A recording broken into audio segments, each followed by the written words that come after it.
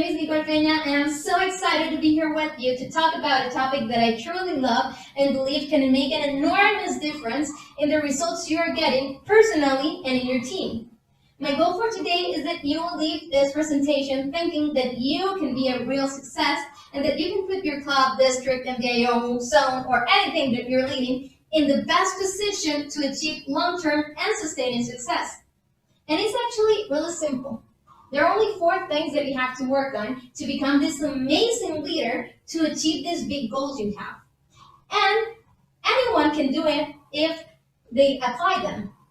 And I know you might be thinking right now, well, Nicola, I have this friend, Brian. He's a great person, but I don't know if even he can be successful. So I want you to text them right now and tell them, Brian, I think you need some help. You can even share this presentation, and when you see it, I want you to encourage them, and when you see it's so simple, you can text them, even you can do it. So, these are only 4 things that we're going to be talking about that will help you be successful. And if I ask you who wants to be successful here, raise your hand. It's kind of an IQ question, right? Everyone wants to be successful, but before we answer that, we have to ask ourselves, what does success mean to me? Because I am sure that if we ask everyone here, we would have a huge variety of answers, because success will be different things for different people, because we have different goals, dreams, and circumstances. And this is really important that you are clear on these answers, because how many people have we seen that have worked so hard and climbing the ladder only to find out that they weren't in the right ladder? That happens all the time.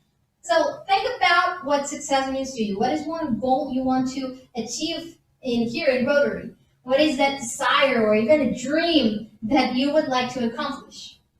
Now, what I'm going to do today is hopefully share with you some thoughts and ideas based around some attitudes that might help you move one step closer to that goal or that desire or that dream.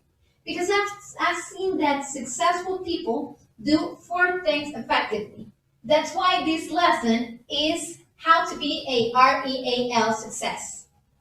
So before I tell you these 4 factors, I want you to think of someone that you think is successful and someone you admire, and think, why do you think they are successful and why do you admire them? Perhaps some of you are going to say some trait of a gift or some talent they have, but I can bet that most of the traits that you're going to say are actually not skills, but attitude. This means that everyone can work on them to continue improving. So the first one is relationship. Successful people get along with people. And this might be the biggest jump of the leadership levels, because it's when you start to relate with the people and they decide to give you leadership. When people start to follow you because they want to, and not because they have to.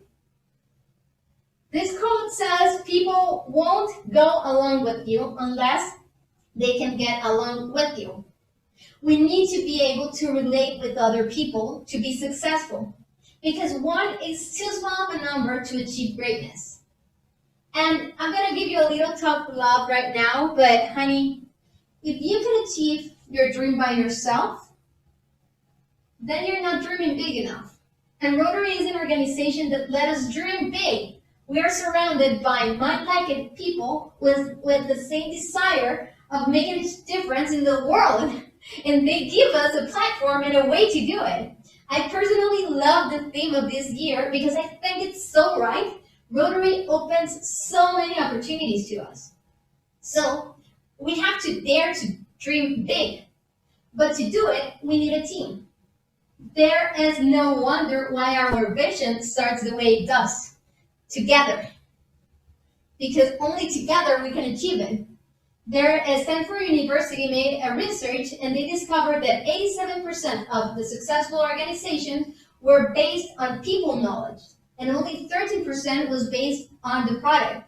This means that every 87% of your success and my success will depend on our ability to deal with our fellow Rotaractors, Rotarians, interactors, community leaders, or other people. But we have to work on this relationship first. And some of us will need to put a little more energy I'm doing it than others. But some quick ideas I can give to you so that you improve relationship is first, if you have someone that you don't relate that much with them, think of the 101% rule. Find at least 1% that you agree on and focus on that and give it 100% of your effort in focusing on that in that role. Think about things that makes us similar. What are our goals? What do we want to accomplish? And focus on that, not on our differences. And another thing that we have to work on, perhaps some of us have listened to the golden rule. It's quite famous and pretty good. That says treat others how you would like to be treated. But I will dare you to go a step forward and actually apply the platinum rule that says treat others how they would like to be treated. Because what motivates me perhaps is not the same thing that is going to motivate you. For this, we have to be able to know and relate with people. Think about everything you can learn from them, their motivations, what does that it inspires them, what are their love language, what are their working geniuses, their temperaments, their tendencies. Think of all that you can learn because that way you're going to know how to lead them even better. So when we talk about relationships, there are two questions we have to make ourselves. First, who am I bringing into my team? And second, and perhaps more important, what am I doing to develop them? And this is related to the next factor, and it's when we start compounding our results. It's equipping. People who are successful have the ability to equip and train other people. This is when you start actually investing in other leaders, helping them become great at their job. So in equipping, we're positioning them and training them and empowering them and mentoring them to help them rise up to who they can be and achieve that potential and be successful. Because great leaders grow their vision from me to we. They understand that they have to be able to translate that vision to other people. As I told you before, Rotary gives us the opportunity to dream big. And this is why this law is so important from the 70 laws of teamwork, and it's the law of Mount Everest. This law is actually about gathering and growing a team to accomplish something big. Perhaps if you only want to scale or climb a little hill, perhaps you don't need a big team. Just one or two people, it's good enough. But if you're daring to do something great like Mount Everest, then you need a great team to be able to help you. And in equipping is when we start seeing the compounding effects of being a leader. And this is kind of complicated because 90% of the leaders only have followers. And that is not a bad thing. You can do a lot with followers. The problem is that with followers, the most you can do is add because the influence finishes there. But when you develop other leaders, this is where multiplication comes in. Because your impact and your influence, it's going to those leaders that are going to develop other leaders that might develop other leaders. And here is where the growth of the organization begins, and you start multiplying your impact, and you don't have to do it all by yourself. You have a team that's going to help you. But for this, we need a culture that encourages this leadership replication. When we want leadership development to be kind of a norm here. It's a little bit of work, but I'm going to share with you a model that I believe is the best in equipping. If you want to equip someone, the first step, let's suppose I'm going to equip you. The first step is I learn to do it, and the second step is I do it, and you are with me. So in this step, you are kind of learning, seeing, watching, so that you can gain some insight of what you have to do. The third step is you do it, and I am with you. So right now, I am kind of assessing how did you learn, what can you improve, and I start asking you questions to see if you actually understood. And so in the step previous, you were learning and you were asking the questions, but now the roles are turned so that I can be sure that you are actually knowing and the process and developing. The fourth step is I let you fly by yourself. And you start doing it yourself, so you start gaining the experience and you start getting empowered and getting that confidence on working on yourself. But multiplication comes in the fifth step, is that you do it and someone else is with you. So as you see in this kind of model, your number 4 was my number 1. So we can continue climbing those steps, equipping other leaders, and as I told you, making this equipping kind of a norm. And this is great because when you start teaching others and helping them and training them and becoming great, you're going to do something. You're actually going to work yourself out of a job. I know this sounds kind of harsh, but when you start developing people in the point that you become kind of irrelevant in your team because you are not indispensable anymore, and a lot of people can do what you do, then you're going to be open to other opportunities. And in Rotary, we have so many opportunities that if you equip your team, you're going to be able actually to challenge yourself to make something even bigger and invest your time in other things and in growing your organization. So this is why equipping is so important, because it's the way that we make sure that our organization continues growing.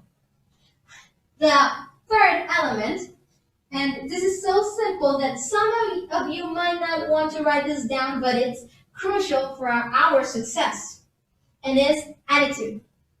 Attitude is so important because we feel other people's attitude.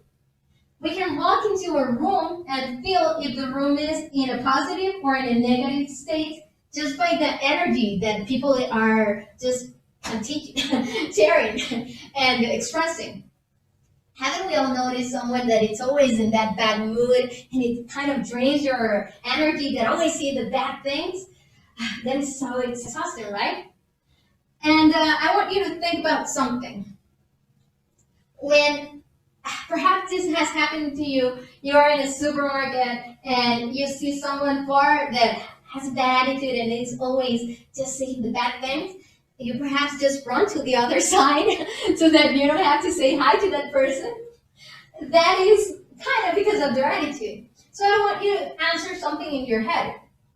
How do people react when they see you in the supermarket?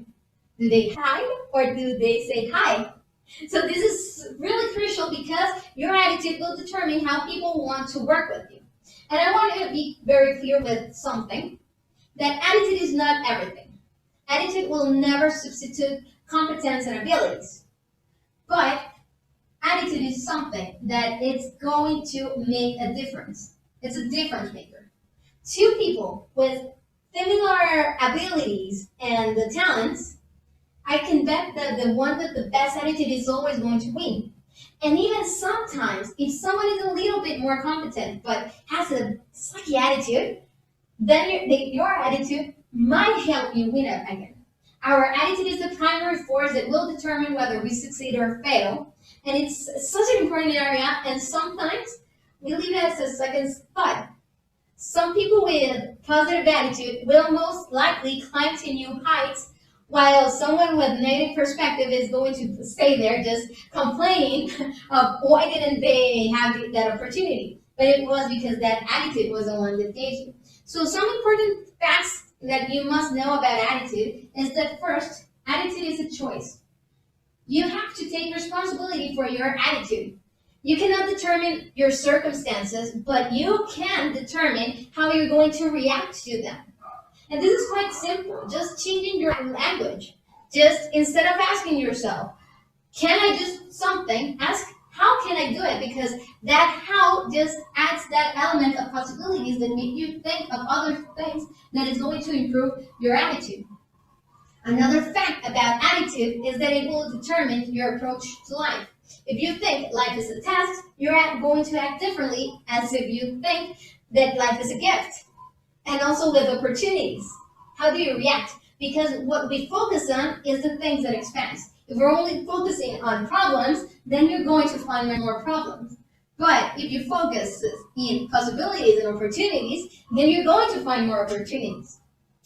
Another thing that attitude does is that it can turn your problems into blessings. I'm going to share this story with you. There was this dog, he was out hunting, and he saw a butterfly, just started playing, and he got lost in the woods.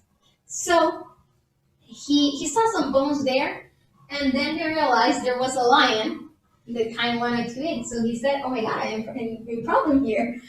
So he went to the bones, started licking them, and when the lion was closing up for him to hear him, he just said out loud, "Oh, I'm so hungry. I was so hungry that the lion was delicious. Thank God he wanted to surprise me." So the lion heard this and just went away and said, "Oh, okay, I'm going to find someone that it's kind of easier and not get myself into trouble." So a monkey saw this and he said, "I'm going to tell the lion, so he owes me one." And he went running, and the dog just thought, "Now I'm in deep trouble." And so the lion got really pissed and said, "Oh, that dog, he's not gonna make a fool out of me. He's going to see." And just went brushing and returned to where the dog was. So the dog, when he realized he was near again, he said out loud, "Oh, what can I do? What can I do?" He was thinking. So he said, "Oh, I'm so hungry again. Where is that damn monkey that told me he was going to bring me a lion?" This is a true story, by the way.